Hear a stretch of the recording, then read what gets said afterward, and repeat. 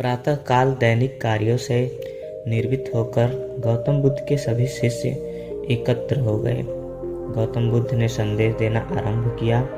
वे बोले, आज मैं तुम्हें ऐसे व्यक्ति की कथा सुनाता हूँ जिसके पास सब कुछ होते हुए भी वह दुखी था। गौतम बुद्ध ने कहना आरंभ किया, किसी नगर में एक सेठ रहता था। उसके पास लाखों की संपत्ति थी, बहुत बड़ी हवेली थी, नौकर चाकर थे, फिर भी सेठ के मन को शांति नहीं थी। एक दिन किसी ने उसे बताया कि यहाँ पास के ही एक नगर में एक साधु रहता है। वह लोगों को ऐसी सिद्धि प्राप्त करा देता है कि उससे मन चाही वस्तु प्राप्त हो जाती है। सेठ उस साधु के पास गया और उससे प्रणाम करके निवेदन किया, महाराज, मेरे पास धन की कमी नहीं है, पर फिर भी मेरा मन बहुत अशांत रहता है। आप कुछ ऐसा उपाय बता दीजिए कि मेरी अशांति दूर हो जाए। सेठ ने सोचा कि साधु उसे कोई ताबीज देगा या और कुछ कर देगा जिससे उसकी इच्छा पूरी हो जाएगी और उसका मन हमेशा के लिए शांत हो जाएगा। लेकिन साधु ने ऐसा कुछ नहीं किया, बल्कि अगले दिन उसने सेठ को धूप में ही बिठाए रखा और स्वयं अपनी कुटिया के अंदर जाकर बैठा रहा। गर्मी के दिन थे, सेठ का बुरा हाल हो गया। उसको बहुत गुस्सा आया, पर किसी तरीके से उसने खुद को शांत रखा। दूसरे दिन साधु ने कहा, आज तुम्हें दिन भर खाना नहीं मिलेगा। भूख के मारे दिन भर सेठ के पेट में चूहे कूदते रहे। अन्न का एक दाना भी उसके मुंह में नहीं गया।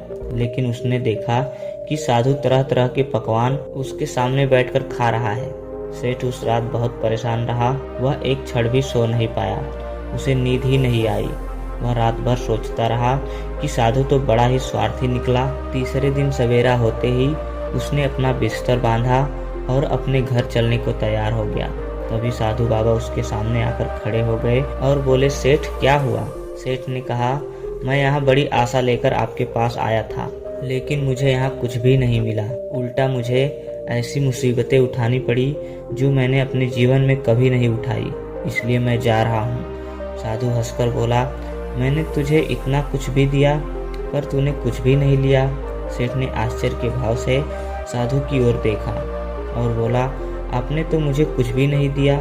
साधु ने कहा, सेठ, पहले दिन जब मैंने तुम्हें धूप में बिठाया और स्वयं छांव में बैठा रहा, तब मैंने तुम्हें बताया कि मेरी छाया तेरे काम नहीं आ सकती। जब मेरी बात तेरी समझ में नहीं आई तो दूसरे दिन मैंने तुम्हें भूखा रखा और स्वयं खूब अच्छी तरह खाना खाया। उससे मैंने तुम्हें समझाया कि मेरे खा लेने से तेरा पेट नहीं भर सकता। सेठ, याद रख, मेरी साधना से तुझे सिद्धि नहीं मिल सकती।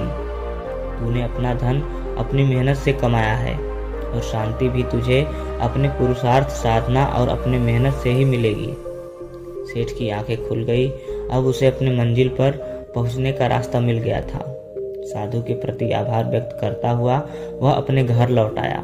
दोस्तों, कैसी लगी कहानी कमेंट में ज़रूर बताइएगा और वीडियो अच्छा लगा हो तो लाइक कीजिए और ऐसे ही ज्ञानवर्धक कहानी पाने के लिए हमारे चैनल को सब्सक्राइब कीजिए। मिलते हैं अगली वीडियो में, तब तक के लिए धन्यवाद।